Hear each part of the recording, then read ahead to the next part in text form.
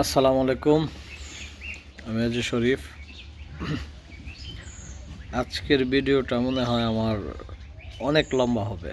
যাই হোক, একটু কষ্ট করে ভিডিওটা দেখবেন আর লাইক কমেন্ট শেয়ার করে দিবেন। আজকের ভিডিওটা একটু অন্য ধরনের ভিডিও, কারণ প্রতিনিয়ত ছাগল, হাঁস, ভেড়া সমস্যা হইলে কিন্তু দেখাইতে পারি ওইটার সলিউশন কিভাবে। সমস্যা না হইলে, সমস্যা ফেস না করলে অনেক সময় বললে আপনারা বুঝেন না।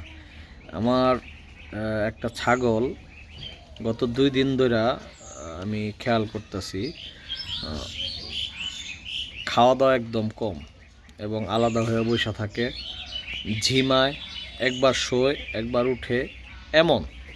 তো আমি একবার মনে করছি যে বড় ছাগল যেটা আছে এটার সাথে ওইটা হয়তো আঘাত দিছে, গুতা দিছে, এর জন্য হয়তো এমন করে। আসলে বিষয়টা এমন না। আমি আজকে প্রায় 3 ঘন্টা এটার অবজারভেশন করতেছি, দেখতেছি। এটার মূলত সমস্যা হইল এটার পেটে প্রচুর গ্যাস হয়েছে। এখন ছাগলের ক্ষেত্রে দুইটা জিনিসে প্রচুর গ্যাস হয় এবং এই গ্যাসটা হইলে আপনার ছাগলের ক্ষেত্রে অনেক বাঁচানো অসম্ভব হয়। ছাগলের গ্যাস কিন্তু খুব মারাত্মক। এক হইল ছাগল যদি ডাইরেক্ট খড় খড় বলতে আপনার যেটা নাকি কাঁচা খড় যেটা বলে আপনার ধান ক্ষেতের মধ্যে যে কাঁচা খড়টা আছে, ওইটা যদি ছাগলে খায় তাহলে ছাগলের পেটের মধ্যে টক্সিন প্রডিউস করে। টক্সিন প্রডিউস করলে তাহলে ছাগল বাঁচানো অসম্ভব হয়ে যায়। আরেকটা জিনিস হলো, ছাগল যদি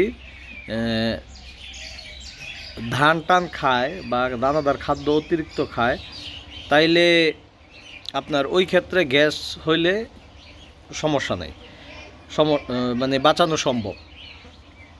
আরেকটা বিষয় হলো, ছাগলের যখন প্রচুর গ্যাস হয় তখন ছাগলের দুইটা জিনিস আপনারা অবশ্যই করবেন। এক হলো, ছাগল যদি, যেহেতু জাবর কাটা প্রাণী, তো ছাগল ইচ্ছা করে জাবর কাটে না, তো সেই ক্ষেত্রে আর্টিফিশিয়ালভাবে ছাগলের জাবর কাটানো হয়।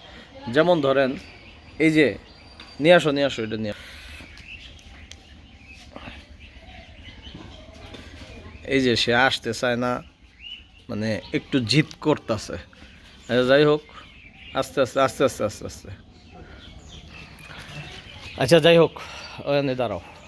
এই যে দেখেন একটা কাঠি, এই কাঠিটার মধ্যে আমি এক পাশে সুতা বাঁধছি, এটা মুখের ভিতরে দিয়া তারপর আরেক পাশে শিঙের উপরে দানিয়া সুতাটা বাইন্দা দিলে এই কাঠিটা মুখের ভিতরে থাকে। তখন সে ইচ্ছা করে জাবর কাটে, কাটতে হয়, তার বাধ্যতামূলক জাবর কাটতে হয়, ইচ্ছা করে না, তার বাধ্যতামূলক জাবর কাটতে হয়। গেল এক। তো জাবর কাটলে মোটামুটি সে অনেকটা সুস্থতা ফিল করে। আরেকটা জিনিস হলো যে আমার যেহেতু ইনস্ট্যান্ট আমার পদক্ষেপ নিতে হবে। ছাগল যদি পাতলা পায়খানা করে তাইলে আপনার পানি শূন্যতা যতক্ষণ পর্যন্ত না হয় ততক্ষণ পর্যন্ত ছাগল শোয় না। এই যে এটা স্কোয়ারের একটা ওষুধ, নোবল ব্যাট। এই ওষুধরা 100 ml ওষুধ থাকে, প্রায় 60 ml ওষুধ একসাথে খাওয়াই দিবেন, বা 50 ml ওষুধ একবারে খাওয়াই দিবেন। খাওয়াই দিলে আশা করি অনেকটা সুস্থতা ফিল করবে গ্যাস থেকে। কিন্তু এটা পার্মানেন্ট সলিউশন না। তারপরও যদি সমস্যা থাকে, দুইটা ইনো একসাথে খাওয়াই দিবেন। খাওয়াই দেওয়ার পরে হয়তো ওই দিনকার মতো আল্লাহর রহমতে সুস্থ হয়ে যাবে। পরবর্তীতে এই যে মানুষের যে অ্যান্টাসিড আছে, অ্যান্টাসিডটা একটা ওষুধ 5 ml বা 10 ml করে সকালে একবার, বিকালে একবার, দুই বেলা করে খাওয়াবেন। যেহেতু 100 ml ওষুধ, মোটামুটি 5 দিন যাবে। 5 দিন গেলে মোটামুটি আশা করি ইনশাল্লাহ ছাগল পুরোপুরি সুস্থ হয়ে যাবে। তো ওষুধ খাওয়ানোর ক্ষেত্রে ছাগলের একটা সিস্টেম হইলো, ছাগলের কিন্তু ডাইরেক্ট ওষুধ খাওয়ানো যায় না, কারণ ছাগলের শ্বাসনালী ছাগলের একবারে গোড়ার মধ্যে থাকে। এই যে দেখেন, আমি একটু আগে মাত্র ওষুধ খাওয়াইছি, খাওয়ানোর পরে এই যে এখন লেদাইতেছে। আজকে মনে হয় সারাদিনে এই মাত্র লেদা দিল। লেদাটাও দেখেন কি কেমন আঠালো দেখছেন। যাক, আলহামদুলিল্লাহ লেদাইছে। আজকে 4-5 ঘন্টা ধরে আমি অবজারভেশন করতেছি ছাগল লেদায় না। তো যাই হোক, এখন আবার আমি করব কি, যেহেতু লেদাইছে তো আলহামদুলিল্লাহ, এখন তারপরও আমি এই ওষুধটা নোবেল বেট আমি প্রায় 50 ml ওষুধ একসাথে খাওয়াই দেব। খাওয়াই দেওয়ার পরে আজকে আর ইনো খাওয়াবো না, কারণ যেহেতু লেদা দিছে তো আলহামদুলিল্লাহ আশা করি সুস্থ হয়ে যাবে।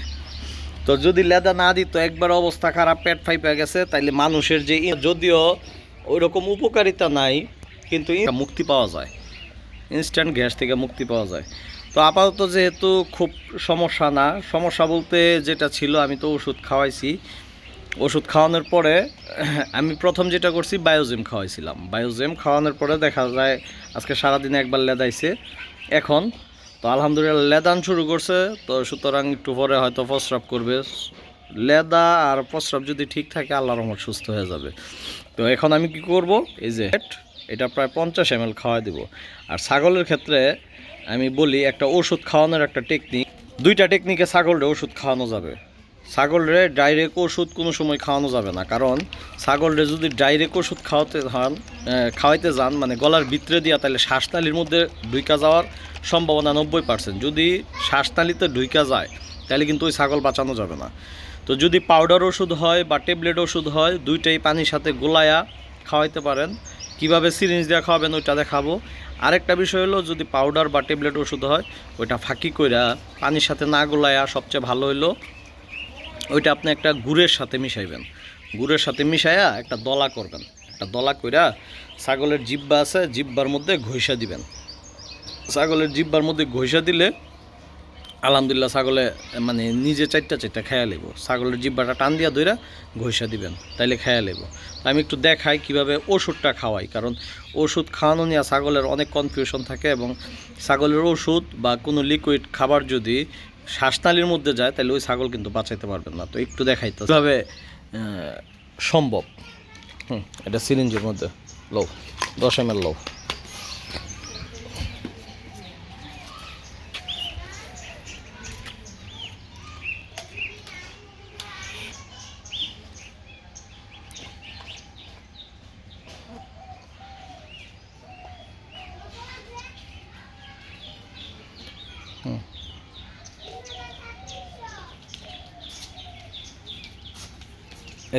এই যে ছাগলের ওষুধ খাওয়ানোর টেকনিক হইলো, ছাগলের ডাইরেক্ট ওষুধ দেওয়া যাবে না। এই যে ছাগলের চাপার মধ্যে এই যে দিয়ে দিলেন, চাপার মধ্যে হালকা হালকা করে দিলেন, ছাগল নিজে চাপলায় খেয়ে নেব। তো এটা হইলো সবচেয়ে বেটার পদ্ধতি ছাগলে। হ্যাঁ, আরও 10 ml। এটা হইলো সবচেয়ে বেটার পদ্ধতি ছাগলের ওষুধ খাওয়ানোর জন্য। এই পদ্ধতি আলহামদুলিল্লাহ যদি ওষুধ খাওয়ান তাহলে আশা করি ছাগলের কোনো সমস্যা হবে না।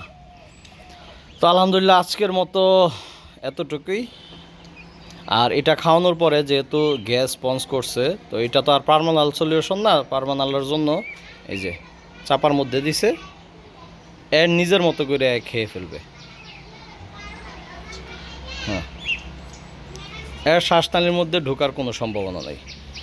আর যেহেতু এটা পার্মানাল সলিউশন না, পার্মানাল সলিউশন হিসেবে এটা 5 দিন আল্লাহর রহমত খাওয়াইলে আলহামদুলিল্লাহ আশা করি ভালো হয়ে যাবে।